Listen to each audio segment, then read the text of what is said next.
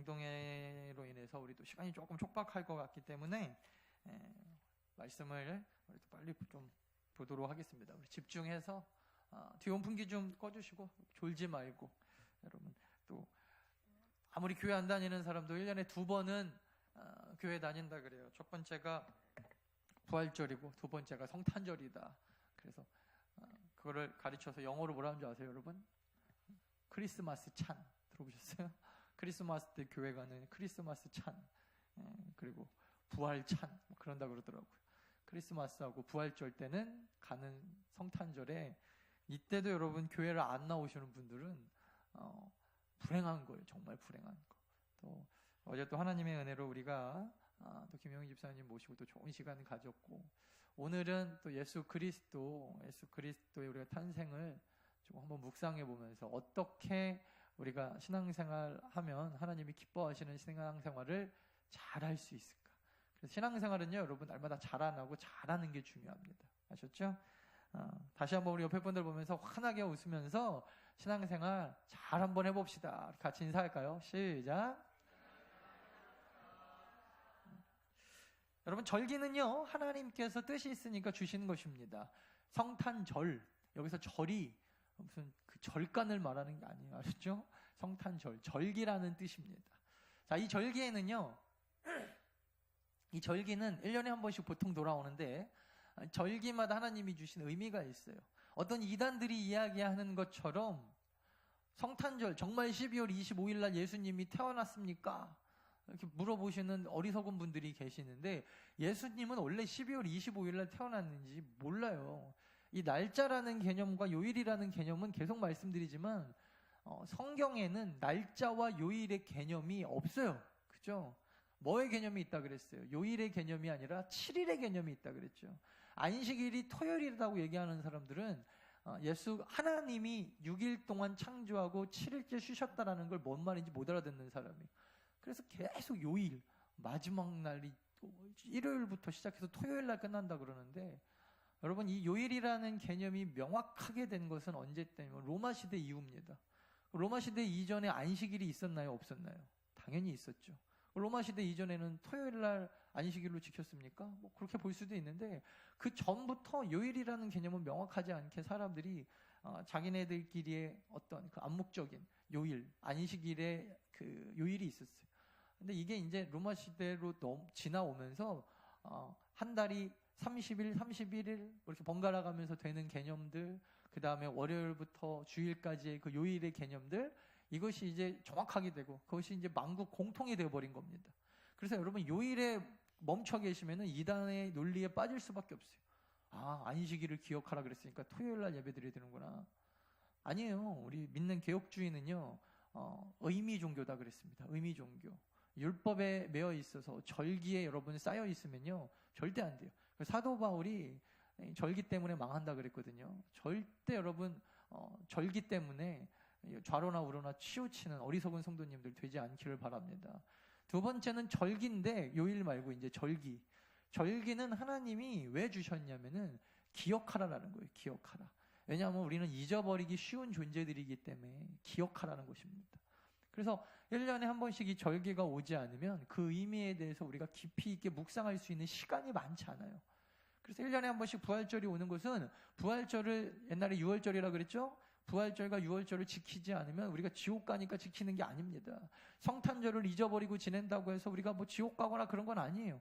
하지만 예수 그리스도가 왜 이 땅에 오셔야만 했는지, 왜 하나님이 인간의 육체를 입고 오셔야만 했는지, 왜 하나님이 도대체 동정녀 마리아, 그러니까 하나님의 씨로 잉태돼서 인간의 몸으로 오실 수밖에 없었는지에 대해서 1년에 한 번이라도 제대로 묵상하라는 것입니다.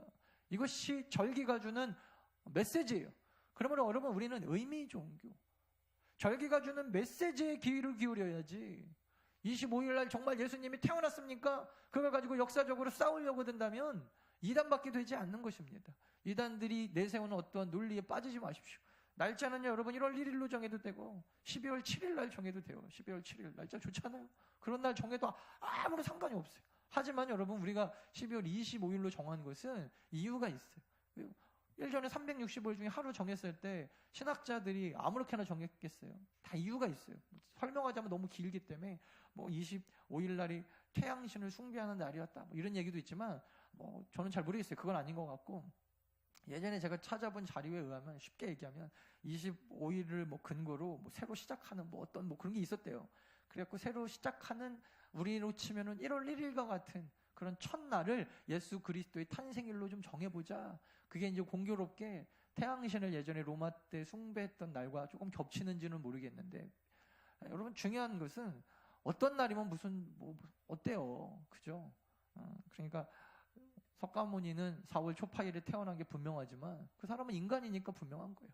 우리 예수 그리스도는, 사실은 저는 예수님이 자기 생일을 숨기신 것도 다 이유가 있다고 생각해요. 분명히 이유가 있으실 겁니다. 하나님은요, 날짜든 그게 요일이든 이게 하여튼 우상이 되는 걸 딱 싫어하시는 분이에요. 1년에 한 번씩 돌아오는 12월 25일 날은요, 여러분 기억하시기 바랍니다. 우리는 개혁주의, 종교개혁 이후에 의미를 기억하는 종교이지 날짜에 얽매이는 종교가 아니다. 그래서 절대적으로 우리 12월 25일 성탄절에는 예수 그리스도가 왜 나를 위하여 이 땅에 오셔야만 됐나, 이 복음의 진리만 기억할 수 있기를 간절히 부탁합니다. 특별히 여러분 오늘 본문 보니까요, 예수 그리스도가 언제 이 땅에 오셨는가, 이 날짜에 집중하고 있습니다. 이거 어디다 놨죠? 네, 하나만 넘겨줘 보세요. 1절 같이 읽어볼까요? 시작. 그때 가이사 아구스토가 영을 내려 천하로 다 호적하라고 했다. 가이사라고 하면요, 로마의 황제를 말하는 것입니다. 우리나라는 대통령이라고 하죠. 옛날 시대 사람들은 임금, 왕이라고 하기도 했는데 같은 말이에요. 가이사, 아구스도는 사람 이름입니다.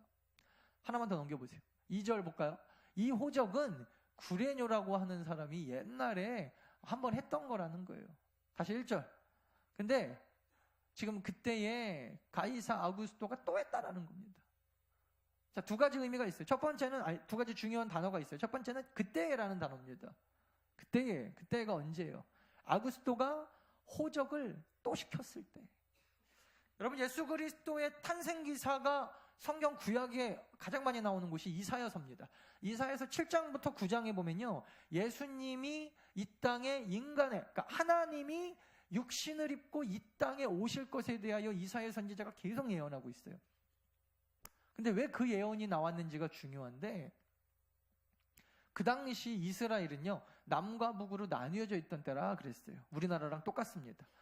북이스라엘과 남유다가 원래 한 민족이었고 서로 화합해서 힘을 모아서 하나님의 나라로서 영향력을 끼쳐야 되는데, 오히려 영향력을 끼쳐야 될 하나님의 나라가 서로 쌈박질을 하면서 반으로 나뉘어지니까 결국에는 여러분 주변에 있는 나라한테 잡혀먹혔어요. 아수르라고 하는 나라가 계속해서 도전해 막 정복하려고 그러니까 북쪽에 있는 이스라엘 왕, 그 당시에 베가라고 하는 왕이 어떻게 할까 고민을 하다가 자기네보다 더 위쪽에 있는 이 아람이라고 하는 나라와 손을 잡습니다. 근데 이 아람이라고 하는 나라와 손을 잡으면서 어떤 일이 일어나냐면 자기의 민족인 남유다를 배신하는 것도 모자라서 공격을 해요. 계속해서 막 괴롭힙니다. 여러분 생각해 보십시오. 지금 내가 그래도 믿을 만한 거는 가족이라 그러잖아요. 그죠? 그래도 믿을 만한 건 동포고 동족인데 남과 북으로 갈라져서 싸우면서 미국, 일본, 동남아 이런 나라에 우리가 힘을, 원조를 얻어가지고 거기서 사온 무기를 가지고, 이거 무슨 옛날에 신라 삼국시대 때 나당 연합군이 고구려하고 백제 공격하는 것처럼 지금 사실은 똑같은 거예요. 미국과 남한이 하나가 돼서 같은 동포인 북한을 향해서 총뿌리를 겨누고 핵을 쏴야 되는, 여러분 이거같이 비참한 게 없는 겁니다. 그래도 서로 하나 돼가지고 지금 다른 외적들의 침입을 방어해도 부족할 판에 다른 이웃 나라의 힘을 빌려갖고 우리 동포를 죽이려고 달려들려고 하니까, 생각해보면 이게 괘씸한 걸 넘어서서 비참하고 그리고 너무나 괴로운 일이죠. 그래서 남유다 사람들이요 너무 크게 배신감을 느껴가지고 이사야 선지자부터 시작해서 하나님 앞에 울면서 계속 기도하고 있어요. 주님, 이럴 수는 없습니다. 어떻게 이스라엘이 우리를 배신하고 아람과 손을 잡습니까? 계속해서 하나님 앞에 막 너무나 슬퍼가지고 이사야 선지자가 우니까 하나님이 이사야 선지자를 달래고 남유다를 위로하면서 주신 게 이사야 말씀이에요. 그래서 뭐라 그러냐? 내가 너희를 버리지 않고, 북이스라엘은, 네 남편은, 네 아내는, 네 자식은, 너의 이웃은, 너의 친족은, 네가 정말 믿고 따랐던 너희 가족은 다 버리고 떠날지라도 나 주 여호와 하나님은 너와 함께 있다. 할렐루야. 다 떠나도 나는 너와 함께 있다. 그거에 대해서 내가 어떻게 믿을 수가 있습니까? 증거를 보여주십시오. 그때 뭐라 그래요? 처녀가 잉태하여 아들을 낳을 것이요 그 이름을 임마누엘이라고 해라. 하나님이 너희와 함께 한다는 뜻이다. 그래서 이게 예수님 태어나시기 한 500여 년, 거의 600년 전 이야기인데 600년, 예수님 태어나시기 한 5, 600년 전에 하나님이 남유다를 위로하시면서 북이스라엘의 그 배반을 통하여서 남유다가 받은 상처를 하나님이 위로하시면서 주신 말씀. 그것뿐이 아닙니다. 그렇게 태어날 하나님의 아들은 다윗의 자손 가운데 태어날 건데 기묘자요, 모사요, 지금 우리말로 하면요 카운셀러, 상담자와 위로의 역할을 해서 너희 안에서, 너희 공동체 안에 성령께서 들어가셔서 우리 성도들을 위로하실 거고, 우리 성도들의 상담자가 되어주실 거고, 카운셀러가 되어주실 거고, 너희가 필요한 대로 그가 가르쳐 줄 거다. 그래서 남유다 사람들, 북이스라엘도 뭐 그랬겠지만 남유다 사람들은 계속해서 이 괘씸한 이스라엘 사람들, 이 괘씸한 아수르와 아람, 또 나중에는 바벨론한테 포로를 당했죠. 도대체 언제 이 하나님의 약속의 말씀이 이루어지는 것인가? 하나님의 아들이 이 땅에 와서 통치하실 날이 언제인가 계속해서 여러분 기다리고 있어요. 그리고 나서 여러분 약 600년 정도가 시간이 흐릅니다. 한 500년 정도 시간이 흘러요. 하나님이 분명히 임마누엘이 하나님으로 너희와 함께 하겠다. 다 버려도 내가 너희를 버리지 않는다. 그렇게 약속하시고 나서도요, 여러분 600년이 지났다니까요. 그때에, 이게 그때예요. 하나님이 내가 너와 함께 하겠다. 모든 식구들 다 떠나도 주변에 있는 나라들이 다 너를 괴롭게 하고 어떻게 하고 너를 죽이려고 그러고, 그래도 기다려. 주님, 자식이 말을 안 들어서 속이 뒤집어집니다. 기다려. 임마누엘로 내가 너와 함께 할 거다. 기다려. 계속. 그러니까 유대인들이 여러분 기다리다가 바벨론에 쳐들어왔을 때 아마 이때다 생각했을 거예요. 그죠? 분명히 지금은 하나님이 침묵하시지 않을 거야. 이제 우리나라가 곧 망하게 되었는데 하나님을 믿는 나라가 망한다라는 거 이거 말이 안 되거든요. 하나님 믿는 사람이 사업이 망한다? 하나님 믿는 사람의 자녀가 망한다? 하나님 믿는 사람이 기도하는 대로 이루어지지 않는다? 이게 말이 안 되거든요. 그러니까 계속해서 하나님 앞에 아니죠. 이제 응답하실 거죠. 이제 하나님의 아들이 오는 거죠. 분명히 약속하지 않았습니까? 하나님 신실하시고 하나님 말씀하시면 들으시는 분 아닙니까? 하나님 지키시는 분 아닙니까? 근데 여러분 어떻게 됐어요? 망했어요, 그 나라가. 하나님 믿는 나라인데 역사 가운데 망해갖고 없어졌다니까요. 없어진 줄 알았죠.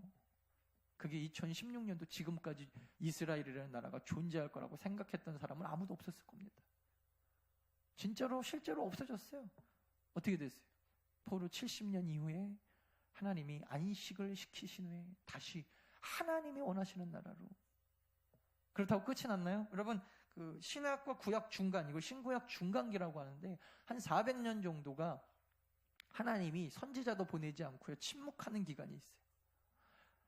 분명히 하나님 믿는 나라는 망하지 않을 거라고 하나님이 약속도 해주셨고 기도하는 사람들도 분명히 있었는데 망했다니까요. 그리고 400년 동안 하나님이 꼭 거짓말하는 사람처럼 입 싹 닫고 가만히 있어요. 그때에 여러분, 이게 그때가 그때예요. 주님, 끝이죠. 내가 정말 더 이상은 못 참습니다. 하나님, 내가 더 이상 하나님이 나에게 내 기도에 응답하지 않고 우리 가족이 나를 배신하고 믿었던 우리 자식이 나를 배신하고 믿었던 내 남편이, 내 아내가 내 속을 뒤집어 놓고 하나님, 내가 더 이상은 못 참습니다. 그럼 하나님이 응답하실 것 같잖아요. 그리고 400년이 지났다니까요. 그때 심지어 여러분, 이 그때는 어느 정도냐면요, 로마가 이스라엘을 통치할 때입니다. 왜 로마 시대 때 호적을 시켰을까요? 다 천하로 호적하라 하였으니. 호적을 하는 이유는 크게 두 가지예요. 첫 번째는 세금 때문입니다. 돈 내라는 거예요. 그래서 이 호적을 해갖고 주민등록에 등록이 안 된 사람은 교육, 그다음에 뭐 선거권, 그다음에 이제 피지배국 같은 경우에는 여러 가지 그 악랄한 법들이 있어요. 그래서 이름 등록해갖고 세금 안 내는 사람들은 장사도 못하게 하고 사업도 못하게 하고 돈을 못 벌게 해버리는 거예요. 그렇다고 어쩔 수 없이 호적을 이름을 올리면은 세금을 반드시 내야 돼요.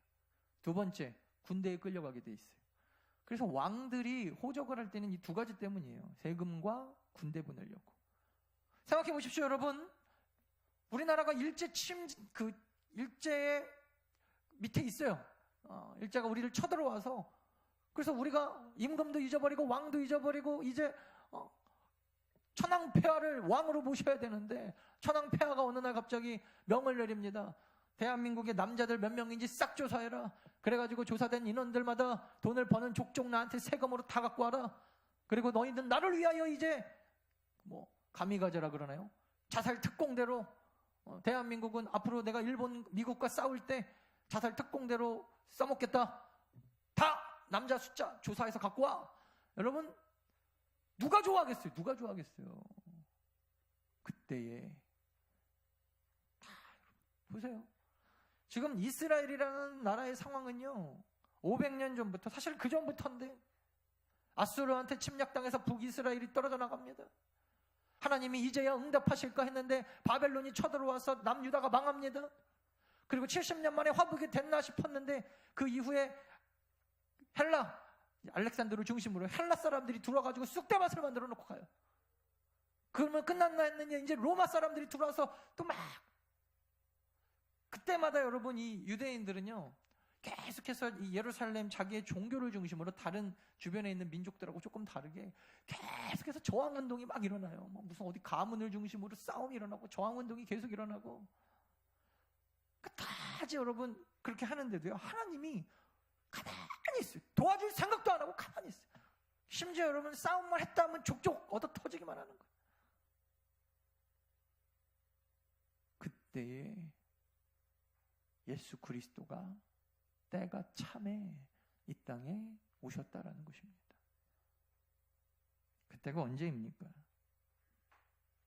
따라합시다. 가장 어려울 때이다. 사람은요, 마음이 가난해지지 않으면요 절대 천국을 품지 못해요. 여러분, 기도하는 대로 막 자식들이 원하는 대학 다 붙고 좋은 데 다 시집장가 가고 삼성전자 취직해갖고 한 달에 용돈을 100만 원씩 갖다 주면 그거 가지고 막 요즘 100만 원이면 너무 적은가요? 우리 아들들, 딸들이 막 결혼해서 나중에 막 수백만 원씩 엄마 아빠 쓰라고 갖다 주고, 그래서 우리 청소년부는 기도만 하고 시험만 봤다면 다 막 시험 문제가 눈앞에 보이고 막 원하는 사람과 다 만나서 결혼하고, 그럼 하나님 앞에 너무 감사하니까 매일 여러분 교회 와서 신앙생활 열심히 하면서 찬양하며 예배하며 살 수 있습니까? 만약에 우리가 그랬다면 하나님이 그렇게 하셨을 거예요. 그죠? 여러분도 알지만 여러분 스스로 알잖아요. 사람은요, 심령이 가난하지 않으면 천국을 품을 수가 없어요. 가장 어두워서 이제는 정말 하나님이 내 인생 가운데 기도 응답해 주지 않으면 나 떠날 것 같다 하는 그때도 하나님은 침묵하고 계신다니까요. 왜? 더 나은 때가 있다라는 것입니다. 그게 이 그때예요. 도저히 내가 이제, 근데 이게 어느 때냐고 보면요, 저를 그냥 기준으로 생각해 보면 저도 아직 다 모를 수도 있어요.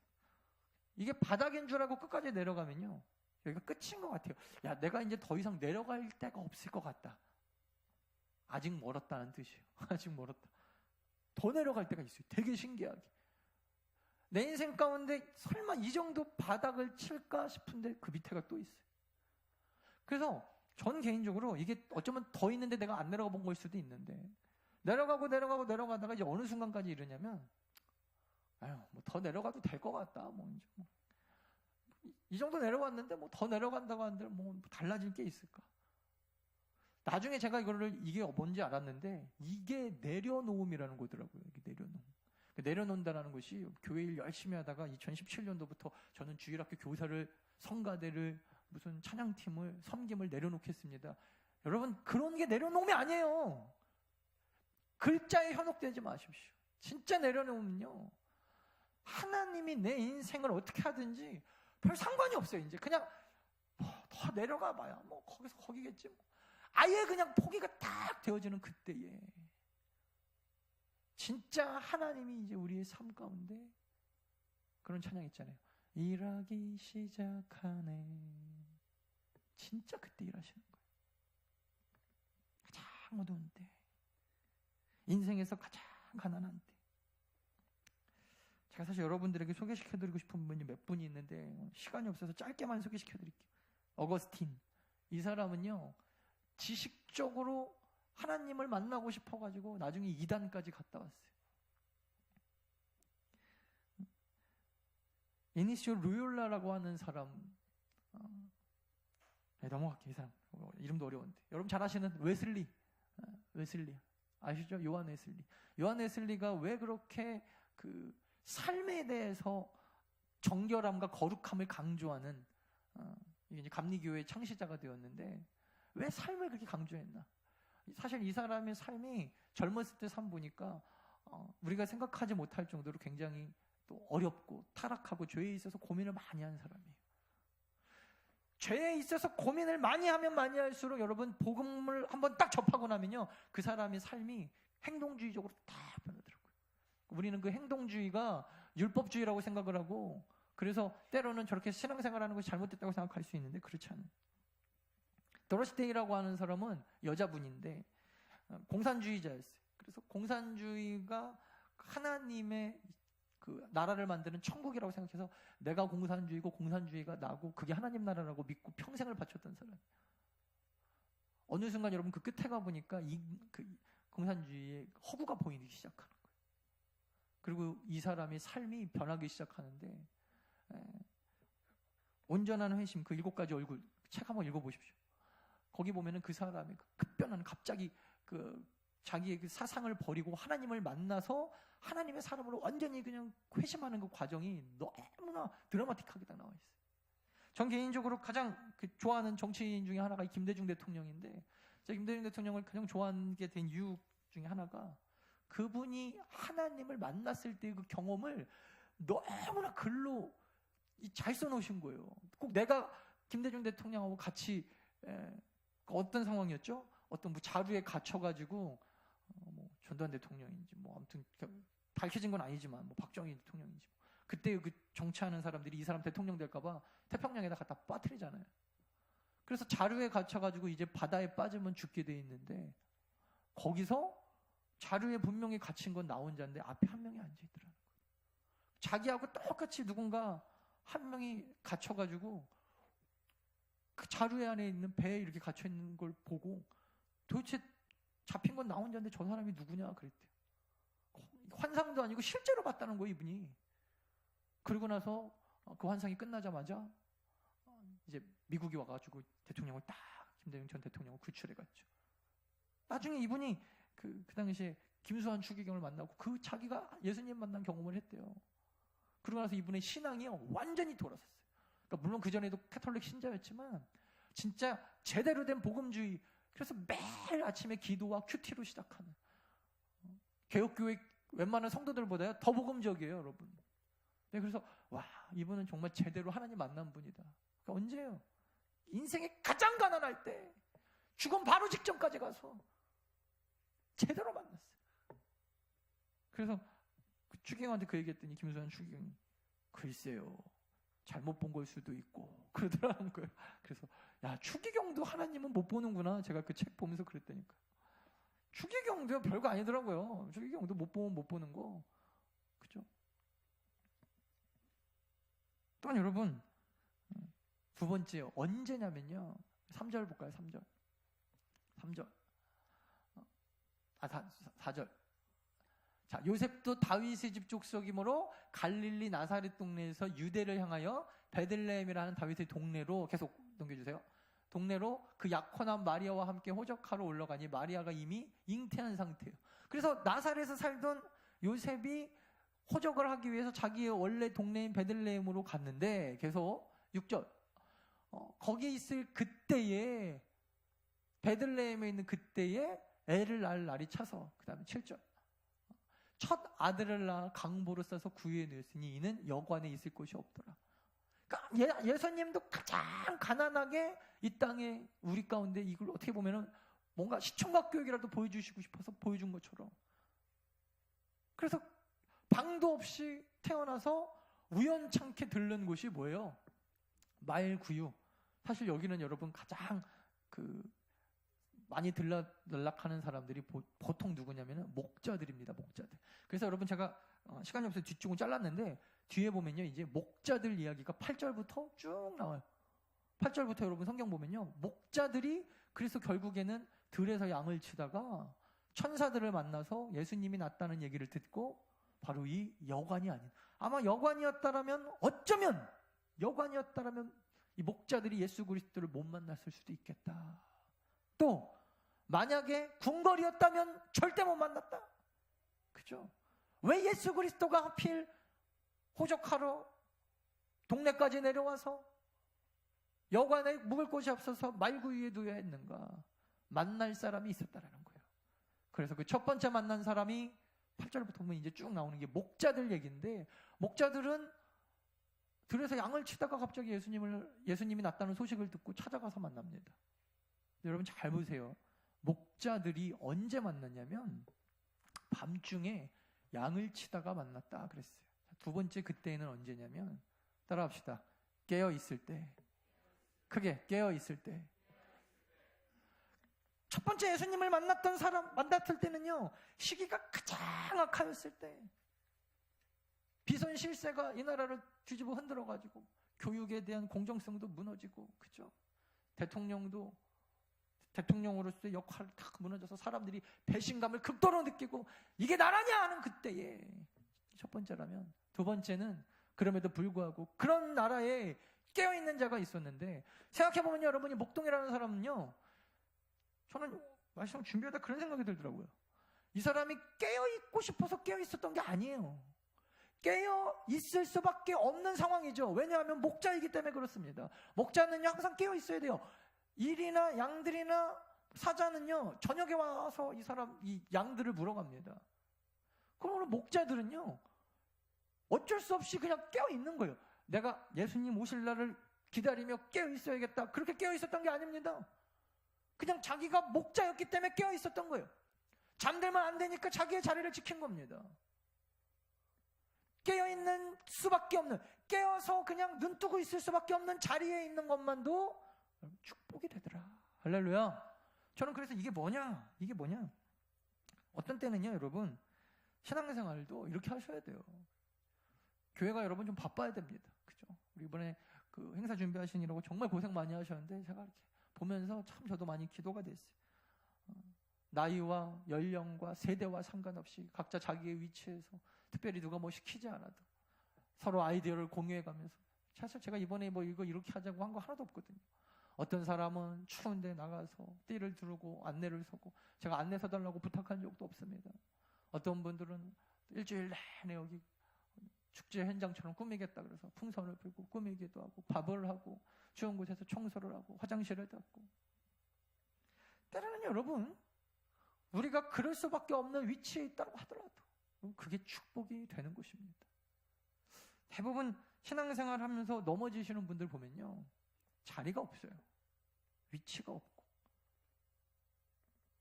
이게 여러분 참 안 된 건데, 여러분들 신앙생활 잘 하시려고 하면요, 제가 늘 강조하잖아요. 늘 강조하잖아요. 목자와 같이 깨어있을 수 있는 자리가 가셔야 돼요. 그럼 가만히 앉아서 그냥 내가 어쩔 수 없이 목자니까 목자 일을 하다가 예수님 만나는 것입니다. 천사를 만나는 것입니다. 예수 그리스도의 탄생 소식을 듣게 되는 거예요. 계속해서 여러분 와서 목사님, 하나님을 언제 만날 수 있습니까? 신앙생활을 열심히 하고 싶지는 않고 성경도 안 읽고 찬양 예배도 잘 안 드리고 1년에 한두 번 얼굴 비치면서 저한테 와서 고민의 거리를 얘기하는데 왜 저는 기도의 응답이 없습니까? 그럼 제가 할 말이 없어요. 제가 아는 목사님은요, 혹시 내가 없을 때 교회가 막 부흥이 일어나고 성령 역사가 일어날까봐 그게 겁나가지고 교회에서 하는 모든 예배, 모든 모임 다 참석하는데 혹시 내가 없을 때 하나님이 역사하실까봐 무서워가지고, 그래서 어저께 예배 때 은혜 받았어? 그런 얘기 듣기가 싫어가지고 그냥 모든 예배 자기는 다 참석한다는 거예요. 훌륭하죠, 훌륭하죠. 그래서 여러분 교회가 필요한 겁니다. 여러분 그래서 직분이 필요한 거예요. 그래서 때로는 여러분 구역 활동이 필요하고, 그래서 때로는 교회 행사도 필요하고, 그래서 때로는 여러분 우리 가운데 장로님과 권사님과 집사님도 필요하고, 각자 위치에서 내가 그 위치에 있으면요 섬길 수밖에 없는 또 자리에 가게 되거든요. 특별히 여러분 오늘 이제 이 말씀 후에 우리 두 분의 장로님을 또 선출하게 됩니다. 장로님들이 장로님인 건요, 그분 두 분 자체가 훌륭하신 것도 있겠지만 사실은 서로 알아요. 다 알죠. 부족한 거 모르겠어요. 특별히 우리 교회 안에서 벌써 30년, 40년 함께 하셨던 분이니까. 근데 여러분 우리가 그분들한테 예수님과 같은 모습을 기대하는 거 아니잖아요. 그죠? 그냥 장로님으로서 이제 내년부터 또 우리 더 나은 교회를 잘 중심을 딱 잡고 인도해 가시기를 우리가 기대하면서 기도하시는 것 분을 우리가 또 믿고, 그래서 여러분 그 위치를 그냥 잘 지키고 있으면 목자처럼 성탄의 기쁜 소식을 듣게 되는 것입니다. 제가 특별히 이번에 그 한소리라고 하는 팀을 인도하면서 나름대로 또 굉장히 막 좀 짜증도 나고 힘들기도 하고, 막 나이 많은 어머님들 가르치려고 하니까 아무리 얘기하고 그 다음 날 가면 또 잊어먹고 그 다음 주면 또 잊어먹고, 저도 너무 마음이 급하니까 막 좀 막 그 다그치듯이 그냥 막 밀어붙였는데 끝나고 나서 그런 생각이 들더라고요.